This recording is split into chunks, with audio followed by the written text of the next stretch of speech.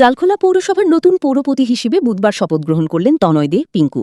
এদিন ডালখোলা পৌরসভায় আয়োজিত এক শপথ গ্রহণ অনুষ্ঠানে উপস্থিত ছিলেন করণদিঘির বিধায়ক বিরাজ বিশ্বাস, পৌরসভার কাউন্সিলরবৃন্দ, কর্মী সমর্থক এবং বিশিষ্ট ব্যক্তিরা। অনুষ্ঠানকে ঘিরে এলাকায় উৎসবের আবহ তৈরি হয়।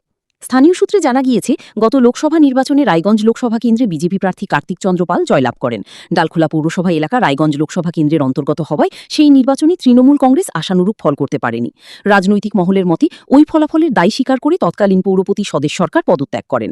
এরপর নতুন পৌরপতি হিসেবে নির্বাচিত হন তনয় দে। তবে পৌরপতি নির্বাচিত হওয়ার পরও শপথ গ্রহণ নিয়ে জটিলতা তৈরি হয়।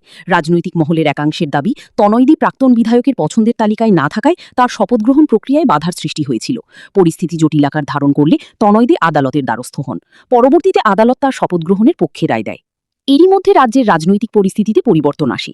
করণদিঘি বিধানসভা কেন্দ্রে তৃণমূল কংগ্রেস প্রার্থী গৌতম পালকে পরাজিত করে বিজেপি প্রার্থী বিরাজ বিশ্বাস বিধায়ক নির্বাচিত হন। পরে তিনি ডালখোলা পৌরসভা পরিদর্শনে এসে দ্রুত পৌরপতি শপথ গ্রহণের আশ্বাস দিয়েছিলেন।